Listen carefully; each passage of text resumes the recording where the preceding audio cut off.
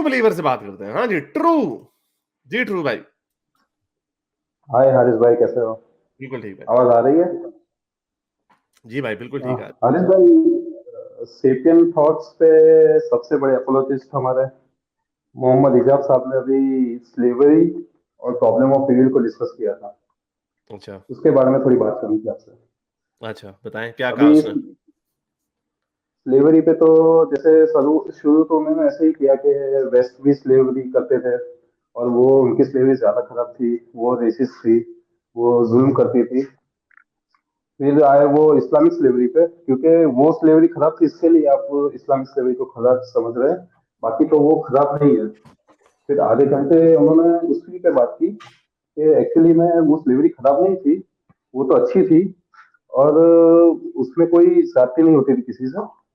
फिर आधे घंटे के बाद फिर से वो पलट गए कि नहीं नहीं, एक्चुअली में वो तो खराब ही है, स्लेवरी तो इस्लामिक, पर वो तो अल्लाह टेस्ट करता है कि स्लेव कैसा बिहेव करता है, और जो मास्टर है वो कैसा बिहेव करता है।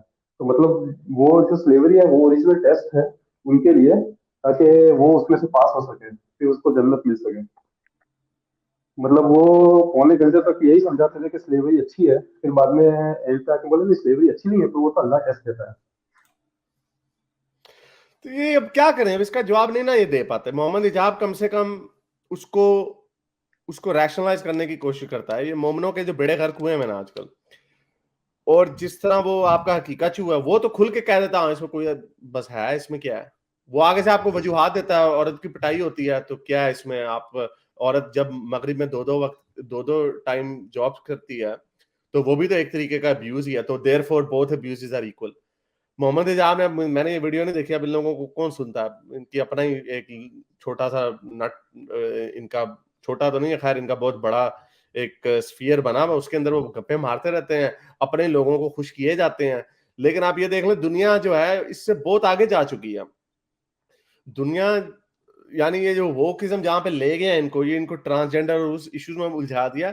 ये दुनिया को बताएंगे जहां पे ट्रांसजेंडर्स के हकूक के प्रोनाउंस के ऊपर बहस हो रही है, ये बताएंगे उनको कि यार स्लेवरी ठीक थी, कोई बात नहीं, ऐसे होता था, हम लोंडी शोंडी इकट्ठी कर लेते थे। ये एक डेड रिलीजन, डेड कल्ट होता जा रहा है।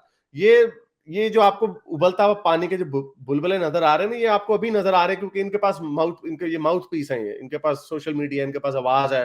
आवाज कैसी है, कोई इनके इनकी वीडियो के कुल 50 50 60 60 के लाख लाख व्यूज होते हैं।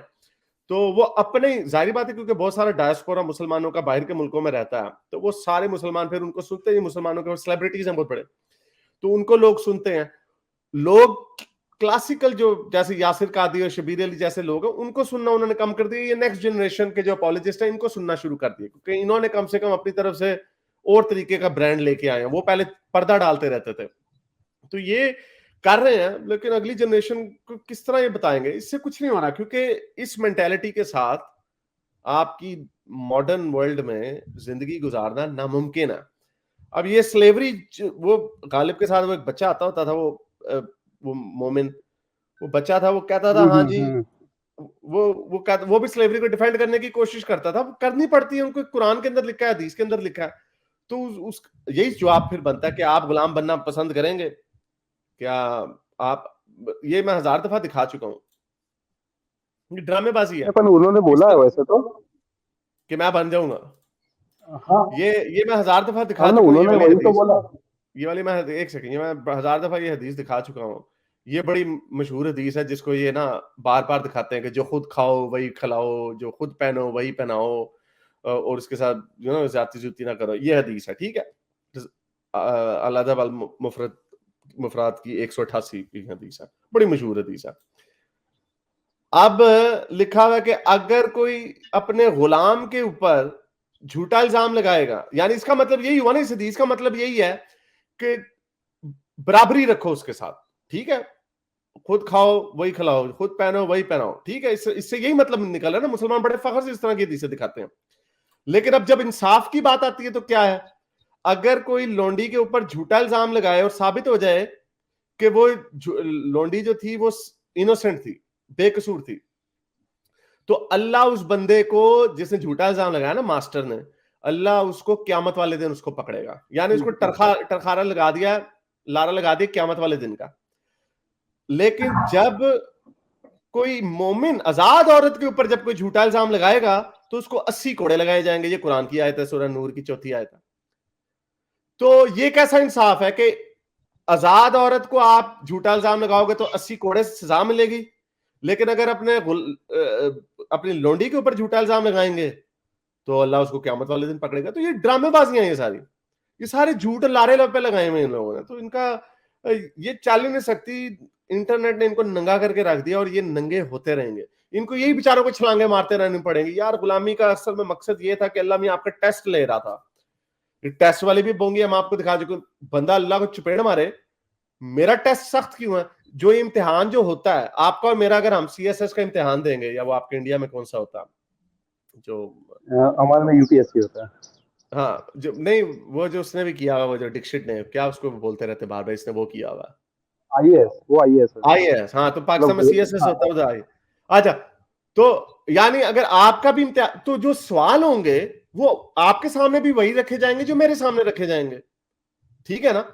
अब आप काबिल मेरे से ज्यादा इंटेलिजेंट होंगे तो आप ज्यादा अच्छे तरीके से पास हो जाएंगे। मैंने कम पढ़ा हुआ होगा तो ये तो टेस्ट तो बराबर होता है। ये क्या टेस्ट हुआ? एक को तुमने गुलाम बना दिया, एक को तुमने गे बना दिया, एक को तुमने लंगड़ा बना दिया, एक को अमीर बना दिया। वो नहीं, ये टेस्ट है, बोंगियां मेरी गप्पे, इसका कोई लॉजिक कहीं से भी नहीं बनती इसकी। और दूसरा उनका वीडियो सेम, मतलब दूसरे हफ्ते आया था, प्रॉब्लम ऑफ एविल।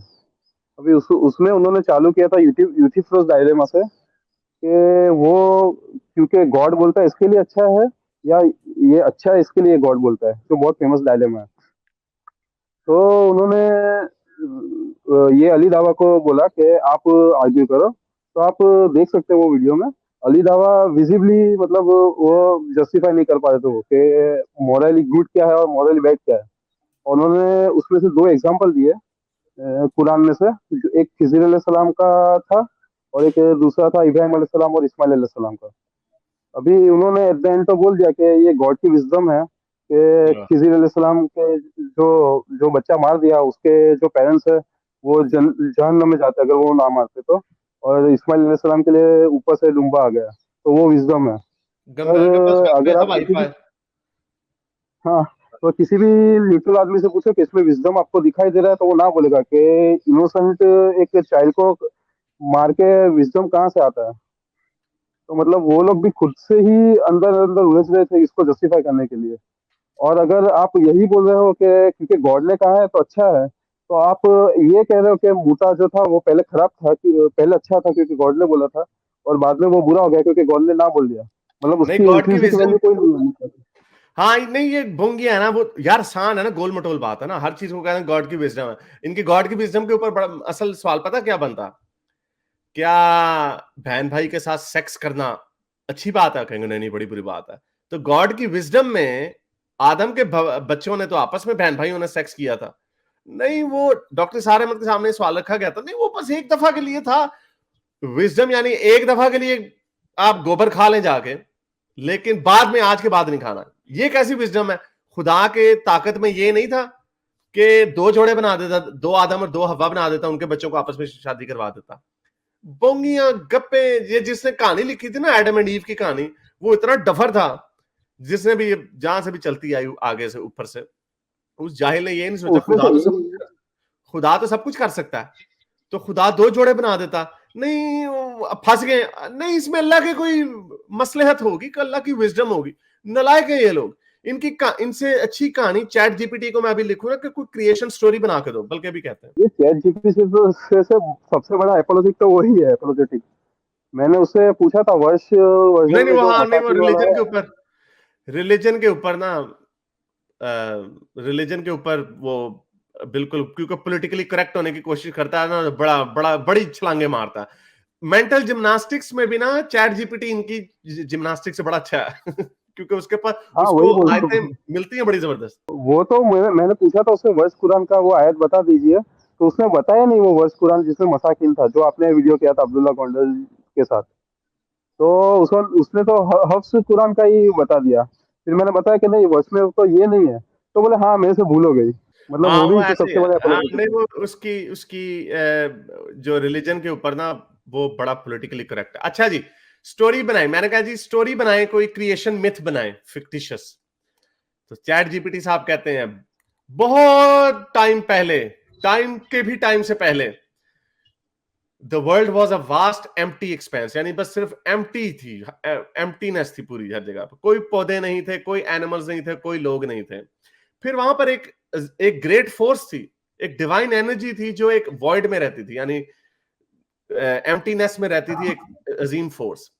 वो जो फोर्स थी वो लोनली थी, वो अकेली पड़ गई। फिर उसने डिसाइड किया कि मैं कुछ क्रिएट करती हूँ। तो उसने सारे एलिमेंट्स ऑफ द यूनिवर्स को इकट्ठा करके एक बॉल ऑफ फायर बनाया। ये बॉल ऑफ फायर था सूरज। और फिर it was the first thing to exist in the universe, वो पहली चीज थी जो यूनिवर्स में बनी। सूरज जो था बड़ा खूबसूरत था, लेकिन वो भी अकेला था। तो डिवाइन एनर्जी ने सोचा कि सूरज के लिए भी कोई कंपनी के लिए कोई चीज बनाते हैं। तो उसने और एलिमेंट्स को इकट्ठा किया फिर से, और उसने एक spinning ball of rock and water बना दिया। ये अर्थ थी यानी ये मैंने इसको कहा फिक्टिशियस कहानी, मिथिकल कहानी की तरह की बनाओ। तो उसने वाकई बना के उसी तरह की बनानी शुरू कर दी। ह्यूमन लाइफ पे आते हैं कि it gathered together the elements once again. फिर से उसे एलिमेंट्स को पकड़ा और उसको एक बीइंग में बनाया जो बड़ा इंटेलिजेंट और क्यूरियस था। That was the first human, पहला ह्यूमन था। The human was created in the image of divine energy with the ability to create and to love. The human was given the task of caring for the earth and all of its creatures. अच्छा, इसमें भी बोंगी मार गया क्योंकि ऐसे creatures का तो जिक्र ही नहीं किया है, तो इसके बाद इसने पूरी उस पर डाली है। मिथोलॉजीज के साथ ऐसे ही होता है। अच्छा, as the human lived and learned on the earth, it discovered that the beauty of the sun and the wonders of the, ये तो मुझे कोई हिंदुइज्म की तरफ जाता हुआ लग रहा है। It also discovered the power of love.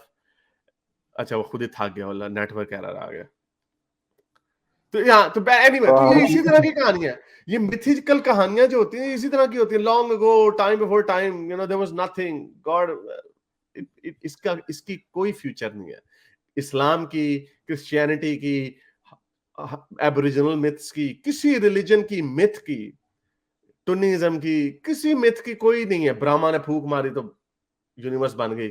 ये सारी मिथोलॉजीज हैं, और ये सारी एक्सट्रीमली बोंगी मिथोलॉजीज हैं। इनको अगर आपने as a literature, as a fantasy पढ़ के लुत्फ अंदोज होना, एंजॉय करना, तो ठीक है, लेकिन इसको जोड़ देना रियलिटी के साथ, और ये समझना कि ये रियलिटी है और उसके ऊपर कत्लो गारत करना, you know, that time is long gone.